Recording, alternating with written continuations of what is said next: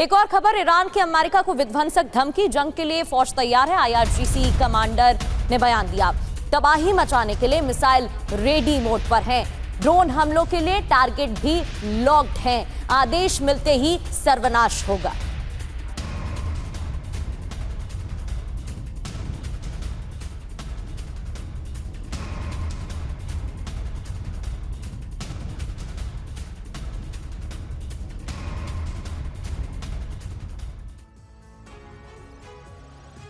तो देखिए, ईरान की जंगी तैयारी के बारे में भी आपको बता दें। एक तरफ तैयारियां जोरों पर हैं और दूसरी तरफ आईआरजीसी का रुख बेहद आक्रामक नजर आ रहा है।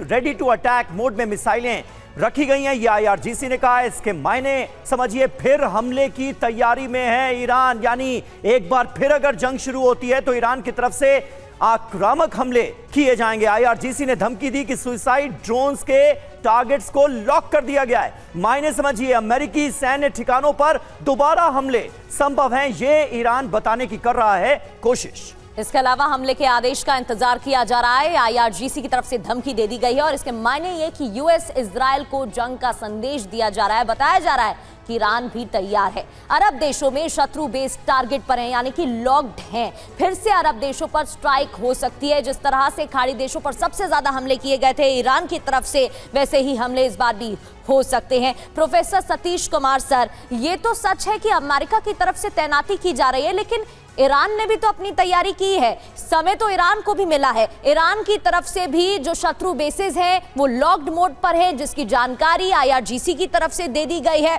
तो दोनों को ही समय मिला है और ईरान झुकने को राजी नहीं है अभी भी। बिल्कुल, देखिए, ईरान ने जो सीज फायर के समय सीमा उसमें अपने मतलब जो भी सामरिक रूप से भी और सुरक्षात्मक तरीके से भी अपनी पूरी चाल को एक नई गति उसने दी होगी और जितने भी नुकसान हुए होंगे उसका भी मुआयना किया होगा। इस बीच में उसने रूस और चीन के साथ और तमाम ऐसे देश जो उसके पक्ष में खड़े हैं उसको भी उसने ठीक किया है। और सबसे महत्वपूर्ण बात, अंतर्राष्ट्रीय स्तर पर नैरेटिव्स गढ़ने में जितना सफल ईरान रहा है, शायद उतना सफल अमेरिका नहीं रहा है। अमेरिका के भीतर अमेरिका ये कहता था कि रिजीम बदल देंगे ईरान की, लेकिन हुआ कुछ नहीं, बल्कि अमेरिका के भीतर स्टूडेंट से लेकर सिविल प्रोटेस्ट अमेरिका के भीतर देखे गए, अलग अलग शहरों में, यूरोप के देशों में देखे गए, भारत में देखे जा रहे हैं। तो नैरेटिव अंतर्राष्ट्रीय स्तर पर गढ़ने में ईरान ने ज़्यादा चतुराई और स्मार्टनेस दिखाया है। तो कहने का अर्थ कि अब जो नए सिरे से अगर सेकेंड इनिंग में वार की शुरुआत होती है तो वो ज़्यादा घातक होगा, इसमें कोई दो मत नहीं है। क्योंकि नाटो के देश भी उसमें मिल रहे हैं, ब्रिटेन और फ्रांस भी मिल रहे हैं, लेकिन इस बात की कोई गारंटी नहीं है कि ईरान की शिकस्त होगी। अगर ये बात इसी तरह से फिर चलता रहा, नुकसान दोनों तरफ से होते रहे, जिस तरीके से ड्रोन अटैक ईरान के द्वारा इजराइल और बाकी जगहों पर किया गया, अगर उसमें गति बनी रही तो एक दुनिया के सामने एक नया मैसेज आएगा।